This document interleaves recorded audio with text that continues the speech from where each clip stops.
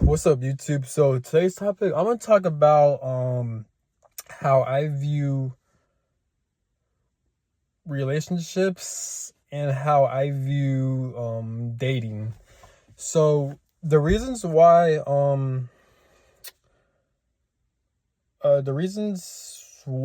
I'm not into dating or even being in a romantic relationship is because, man, I've been in connections with so much women, with a lot of women who are very like emotionally unavailable, man. And it's like the women I'm falling for that are emotionally unavailable, these are the women that I feel the most connected to. If I try to like, and I'm not aware they're emotionally unavailable. It's more so of a traumatic thing. Um it's more of a conscious unconscious programming to where God or the universe will forcefully put you in a family that's very retarded and narcissistic. And once you're born into that family, they fail to give you the proper nurturing that you deserve as a child. So as you get older, you're going to attract partners that resemble your lack of love that your family failed to give you. That's called traumatic reenactment, right? And I've learned these from other YouTube videos. So since if that's the case, if those are facts, which they are, it makes sense that as I'm getting older, I keep dating and attracting women. I keep attracting connections with women who are very emotionally unavailable, who are very cold-hearted.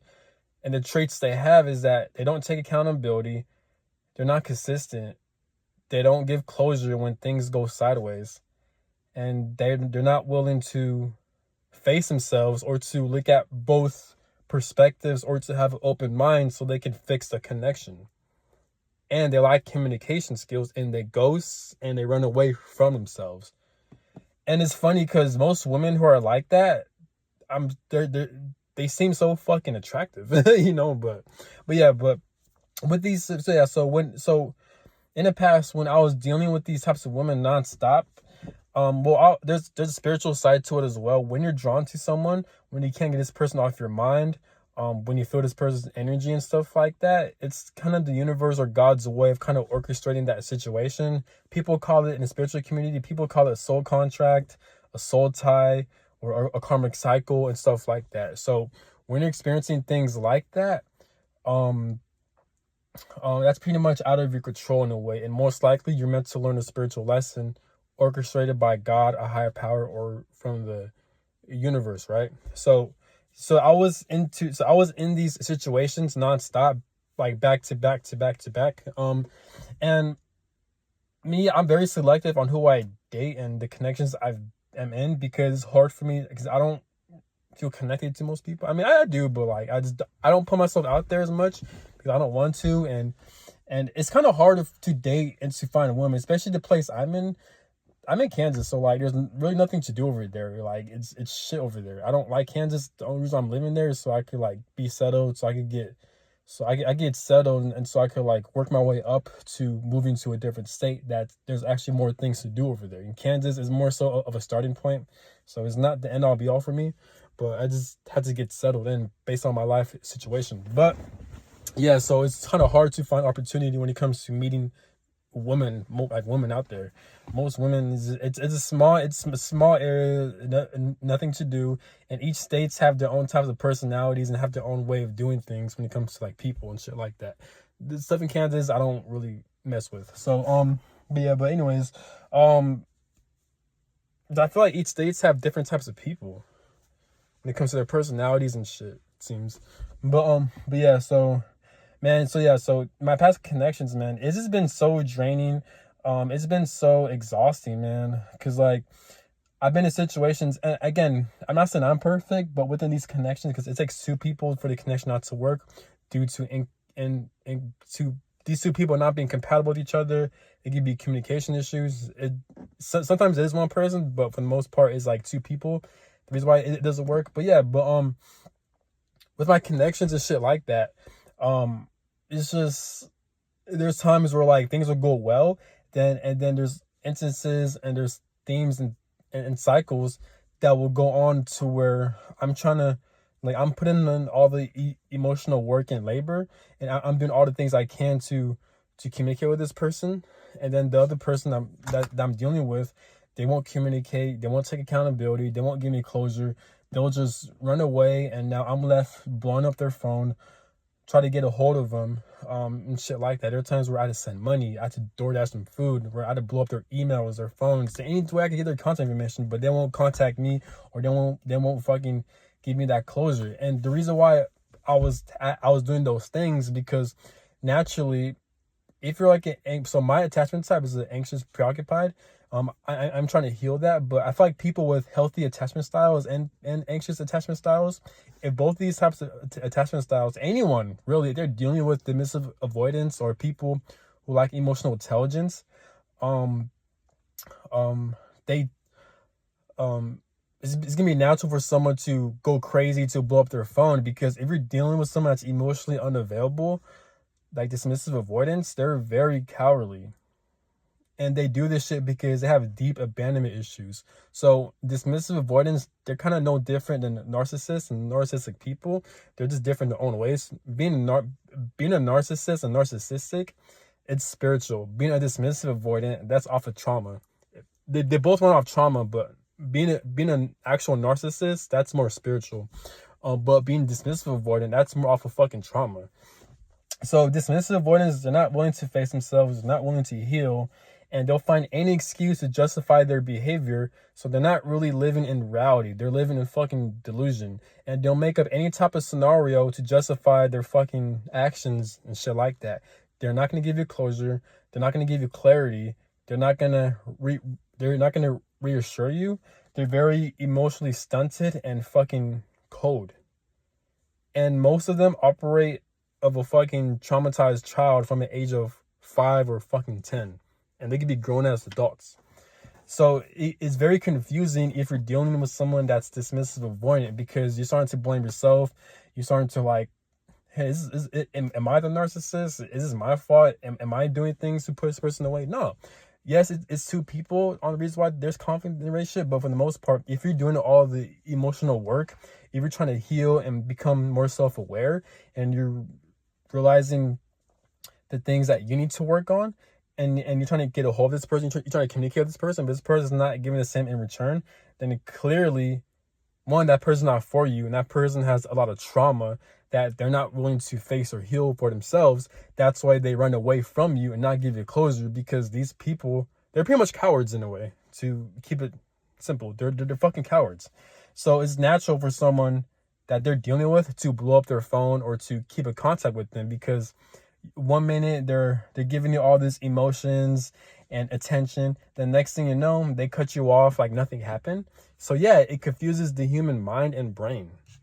You know what I'm saying? So yeah. But yeah, so I've dealt with a lot of people like this in the past. So many fucking people.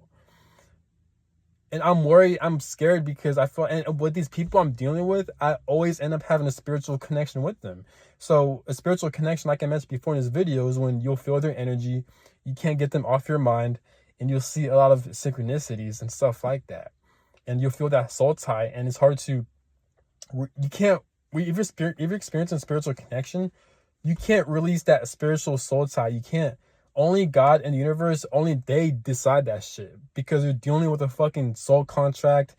People call it a karmic cycle. That's what you're dealing with pretty much. So it's out of your control pretty much until you learn the lessons you're meant to learn. And not only that, it's not because you lack self-awareness. No, it's just you actually got to experience it. How I know this is because there are times where I was fully 100% aware of what the fuck my connections were about, and the reasons why I'm experiencing this shit I'm experiencing, such as a lot of trauma, a lot of purging, a lot of grieving, a lot of healing. And yeah, I can't get this person off my mind. I'm feeling this person's energy. I'm seeing a lot of synchronicities. Like I keep seeing this person's car. I keep seeing their name everywhere. I can't get this person off my mind. I feel this person's energy. No matter how far I am, if I'm in a different country or state, I still feel this person's energy. I can't get them off my mind. There are times where I was fully aware of what the fuck was going on, and the reason why I was fully aware of what the fuck was going on is because I kept experiencing these connections back to back. So like the second or third person I've experienced this shit with, I exactly know what the fuck is going on, but this connection still had a huge hold over me. It still has so much, it's still taking a toll on me still. So it's so like, so I have that awareness. I know the connection and the lesson and the reason why behind that connection, but I still couldn't get out of it physically and spiritually. Is because God or the universe, if they want you to experience a certain thing, I feel like it doesn't matter how much information or knowledge you have, they will push you through that experience no matter what. It is not because you're not ready or because you're not grasping the lesson. It's not that.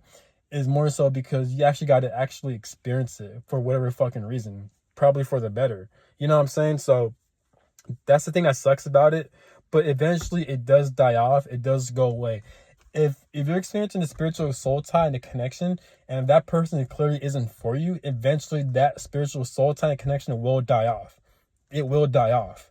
Now, how long? I really don't know. It depends on the person. It depends on your situation because everyone has a unique life situation. But if you're experiencing these things, it eventually, mark my word, it will die off. It will be completed. It will, eventually you won't have to experience this shit ever again. At least with this person, because you are going to, some people is different, but some people like me, we will experience this shit with different people, unfortunately. But for this specific person, specifically, the shit that God or the universe wants you to experience right now, eventually that shit will die off. It will fucking die off. It will. You know, he's got to be patient. And I know it's easier said than done. It's frustrating. It's isolating. It's confusing. And it's not fair. It really isn't fair. But eventually it will die off. Just keep doing the healing work. Keep having faith. I know it sounds corny.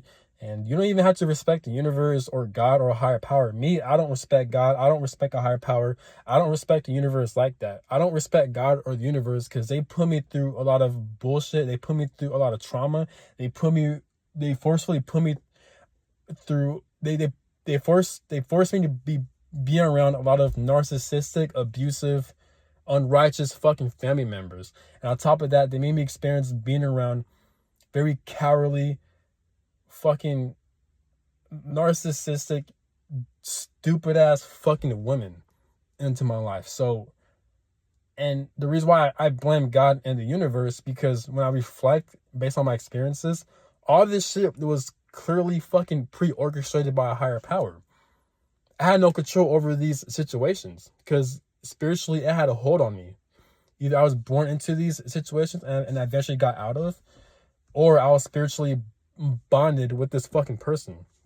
So yeah, that's what I'm trying to get at. But yeah, so when I keep experiencing these cycles with these women to where I'm constantly have to grieve and heal from them ghosting me, not taking accountability, and all that after they're giving me all the attention and all the love, but yeah, they're so hot and cold, dismissive avoidance, they're so fucking unpredictable. There's all these trauma bonds, all these traumatic reenactments and shit like that.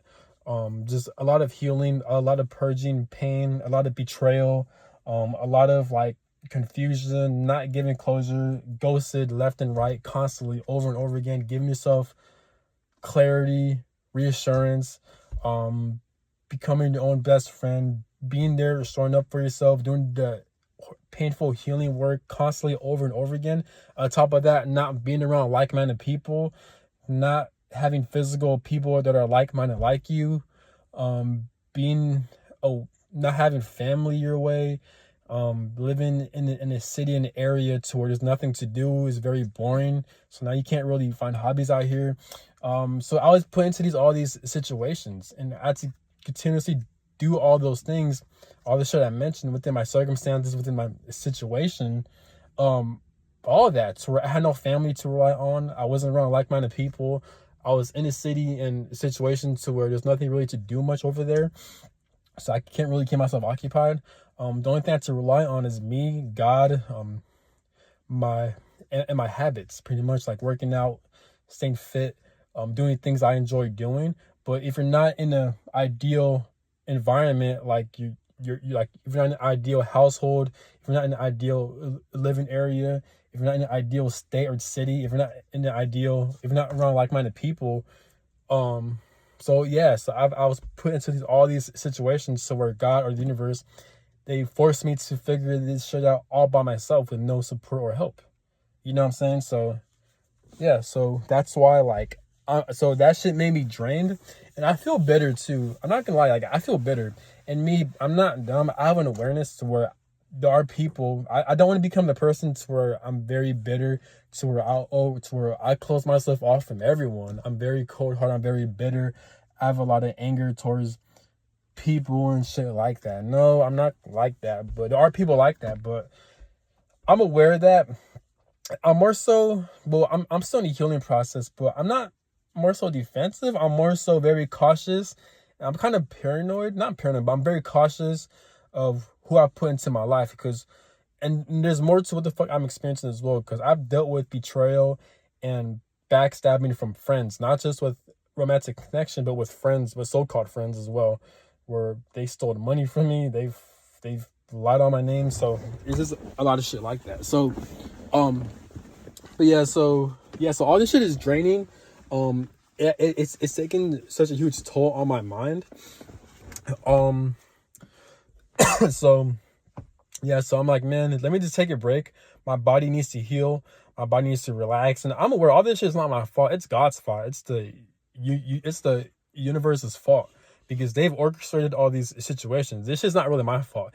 And when I say those things, I'm not saying this so I could dodge facing myself or dodge accountability on my part. I'm saying those things because I'm aware of what the fuck is going on based on my experiences. But I'm trying to use that to my advantage. The more I'm aware of what's going on, the more I'm able to not take life serious, to not take life personal, but take it seriously, to where I'm doing the healing work, so I won't become like the people I've dealt with. You know what I'm saying? So I won't repeat the generational curse. You know what I'm saying? The fucking generational traumatic pattern and shit like that. So I can heal, evolve, and attract better situations, hopefully, that God will one day fucking grant me, that I fucking deserve since day one. You know what I'm saying?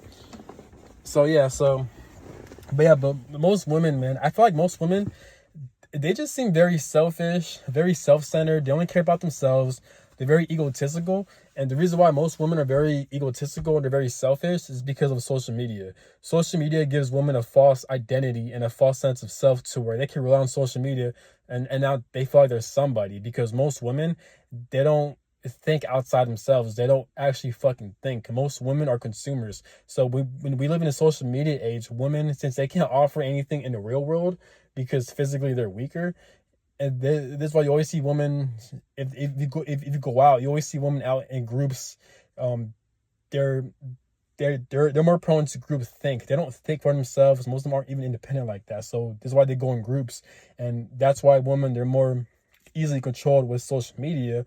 And since they can't offer nothing in the real world, they can't think themselves. They can't think for themselves. They're so used to group think.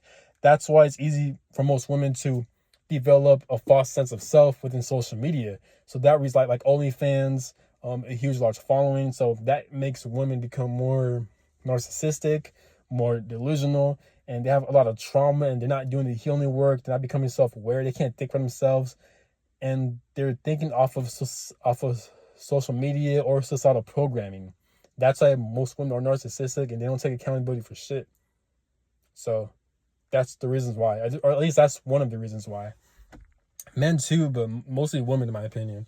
And there could be other reasons as well that either I didn't mention or that I'm not aware of. But yeah, so that's one of the reasons why I'm taking a break from dating and relationships. At this point, I'm not going to look for it. I'm not going to seek out for it. The best thing for me right now, for I'm able to give myself justice, is to do the healing work, to do what I love, and to focus on making money, and not making. I hate saying that. Just focus on my career.